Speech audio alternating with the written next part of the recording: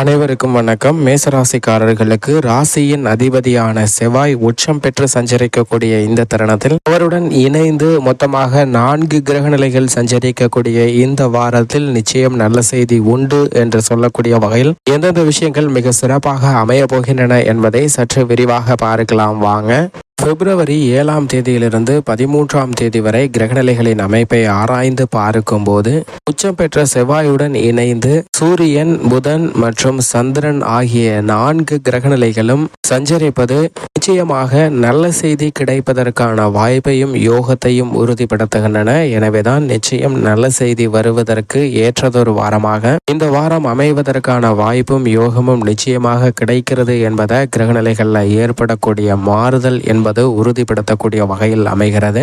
என்றால் நவ கிரகங்களிலே பூமிக்காரகன் மங்களகாரகன் என்று சொல்லக்கூடிய செவ்வாய் மிக வலுவாக உச்சம் பெற்று சஞ்சரிக்கிறாருங்க. நவ கிரகங்களிலே உச்சம் பெற்று சஞ்சரிக்கக்கூடிய கிரகமாக இந்த வாரத்தில் நிச்சயமாக செவ்வாய் மட்டும்தான் இருக்கிறார். அப்படிப்பட்டவர் மங்களகாரகன், உத்தியோகக்காரகன், சகோதரக்காரகன், பூமிக்காரகன் என்று பல்வேறு வகையான பெயர்களில் அழைக்கப்படுகிறாருங்க. பல்வேறு வகையான பணிகள்ல தங்களுடைய ஆதிக்கத்தை செலுத்தக்கூடிய சக்தி வாய்ந்த கிரகமாக பார்க்கப்படுகிறார். சனிக்கு அடுத்தபடியாக மக்கள் அதிகம் பயப்படுவது என்றால் நிச்சயமாக அது செவ்வாயை கண்டுதான். என்றால் சுப நிகழ்வு சிறப்பாக நடைபெற வேண்டும் என்றால் செவ்வாயின் பங்களிப்பு மிக முக்கிய ஒன்றாக பார்க்கப்படுகிறது. செவ்வாய் சாதகமற்று இருந்தால் நிச்சயமாக சுப நிகழ்வுகளை சந்திப்பதற்கான வாய்ப்பே கிடையாது என்பதை துல்லியமாக உறுதிப்படுத்தக்கூடியவர் செவ்வாய். அப்படிப்பட்டவர் உச்சம் பெற்று சஞ்சரிப்பது பல்வேறு வகையில அதிர்ஷ்டமும் யோகமும் நிறைந்த ஒரு தருணமாக பார்க்கப்படுகிறது. எனவேதான் நீங்கள் எதிர்பார்த்து காத்து கொண்டிருக்கக்கூடிய சுப செய்தி, திருமணம், புத்திர பாக்கியம், குடும்ப ரீதியாக வருமான உயர்வு, உத்தியோக ரீதியாக ஊதிய உயர்வு, பதவி உயர்வு உள்ளிட்ட பல சலுகைகள், தொழில் ரீதியாக அதிரடியாக புதிய திட்டங்களை செயல்படுத்துதல், அது மட்டுமல்லாது லாபத்தை அதிகப்படுத்துதல், புதிய ஒப்பந்தம், புதிய கிளை திறத்தல் என பல்வேறு வகையான நல்ல செய்தி நிச்சயமாக கிடைக்கக்கூடிய ஒரு இனிமையான வாரமாக அமைவதற்கான வாய்ப்பையும் யோகத்தையும் உறுதிப்படுத்துகிறார் உச்சம் பெற்ற செவ்வாய். அவருடன் இணைந்து முதன்மை கிரகமும் உஷ்ண கிரகமாக இருக்கக்கூடிய சூரியனும் சஞ்சரிப்பது பல்வேறு வகையில ஏற்படக்கூடிய அலைச்சல்கள், ஆரோக்கிய தொல்லைகளை விலக்கி நல்ல முன்னேற்றத்தை நிறைந்து கொடுக்க போகிறாருங்க. எனவே உடல்நல ஆரோக்கியம் சார்ந்த விஷயங்களிலும் நீங்கள் எதிர்பார்க்கக்கூடிய நல்ல செய்தி நிச்சயமாக கிடைக்கும். அது மட்டுமல்லாது வித்யாகாரகன் என்று சொல்லக்கூடிய புதனும் இணைந்து சஞ்சரிக்கிறாருங்க. உச்சம் பெற்ற செவ்வாயுடன் இணைந்து சஞ்சரிப்பதால் அபரிவிதமான அறிவாற்றலை கொடுக்கக்கூடிய வலுவான அமைப்பில் வீற்றிருக்கிறாருங்க.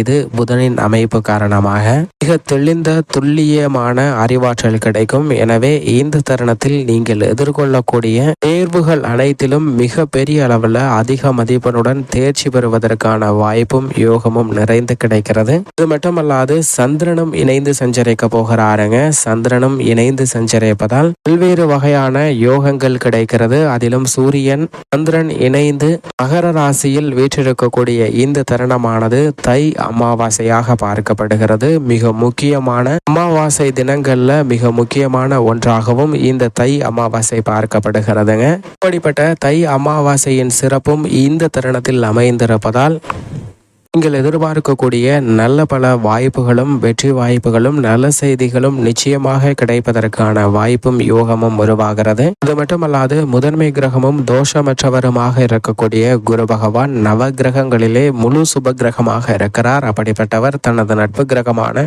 செவ்வாயின் ஆட்சி வீட்டில் மிக வலுவாக அதிவிரைவாக அனைத்து விதமான நன்மைகளையும் அள்ளி கொடுக்கக்கூடிய வலுவான அமைப்பில் வீற்றிருக்கிறார். இது பல தடைகளை விலக்கி நன்மை நிறைந்து கொடுக்கக்கூடிய ஒரு சிறந்த அமைப்பாக பார்க்கப்படுகிறது. அது மட்டுமல்லாது இந்த வாரத்தில் மிகவும் வலுவாக தனது ஆட்சி பலம் பெற்று சஞ்சரிக்கிறாருங்க.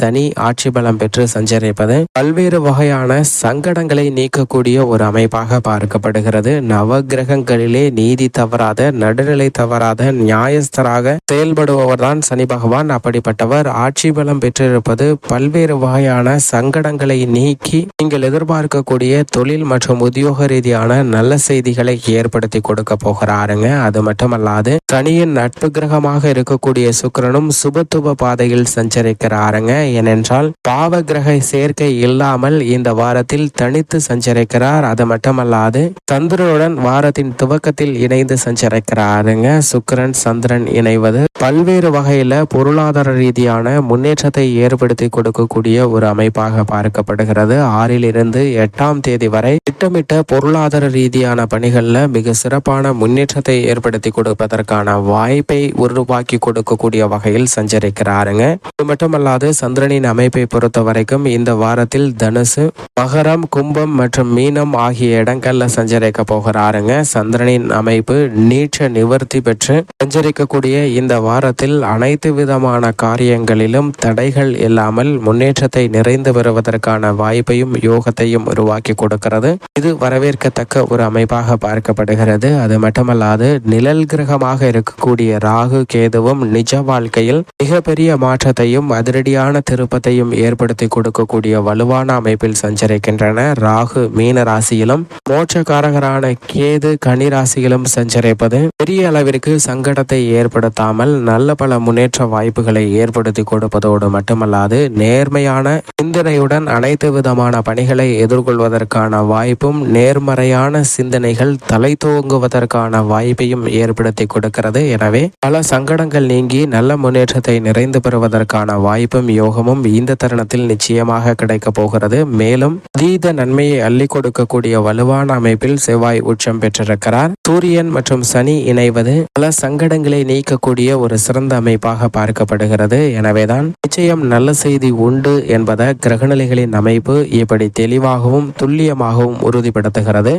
மேசராசிக்காரர்களுக்கு ராசியின் அதிபதியான செவ்வாய் உச்சம் பெற்று ஜீவனஸ்தானமாகிய 10 சஞ்சரிக்கிறாருங்க.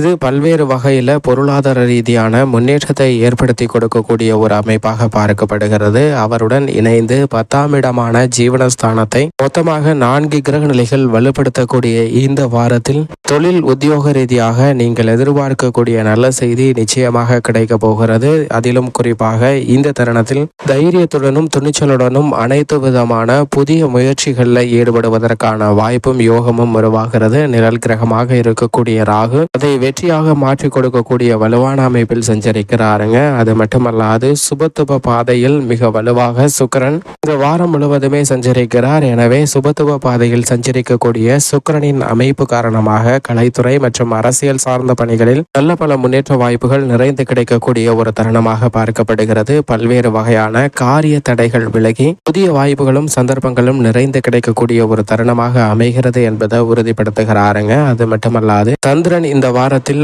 துவக்கத்தில் சுக்கிரனுடன் இணைந்து சஞ்சரிக்கிறார். பொருளாதார ரீதியான முன்னேற்ற வாய்ப்புகள் அதீதமாக கிடைக்கும். அதற்கு பிறகு சூரியனுடனும் செவ்வாயுடனும் புதனுடனும் இணைந்து சஞ்சரிப்பதால் கர்ம பாதிப்புகள் விலகக்கூடிய ஒரு தருணமாக மேசராசிக்காரர்களுக்கு ஏற்படுத்தி கொடுக்க போகிறாருங்க. கர்மஸ்தானம் ஜீவனஸ்தானத்தில் சூரியனுடன் இணைவதால் நல்ல மாற்றம் ஏற்படுகிறது. அதற்கு பிறகு சனியுடன் லாபஸ்தானத்தில் இணைகிறாருங்க. எனவே பல பொருளாதார ரீதியான லாபம் உயரக்கூடிய வாய்ப்புகள் கிடைக்கிறது. அதற்கு பிறகு விரயத்தில் ராகுவுடன் இணைந்தாலும் சுப விரயமாக மாறுகிறது என்பதை சுக்கிரன் மிக தெளிவாகவும் துல்லியமாகவும் உறுதிப்படுத்துகிறார். வாரத்தின் துவக்கத்தில் சுக்கிரனுடன் இறுதியில் ராகுவுடனும் சஞ்சரிக்கக்கூடிய சந்திரனின் அமைப்பு நல்ல மாற்றத்தை ஏற்படுத்தி கொடுக்கிறது மேசராசிக்காரர்களுக்கு. மேலும் இந்த வாரத்தை சிறந்த தருணமாக மாற்றிக்கொள்ள வேண்டும் என்றால் நிச்சயமாக தை அமாவாசை தினத்தன்று முன்னோர் வழிபாடு மேற்கொள்ளுங்கள். நிறைந்த பலனும் முன்னேற்றமும் மேசராசிக்காரர்களுக்கு இனிதாக கிடைக்கும்.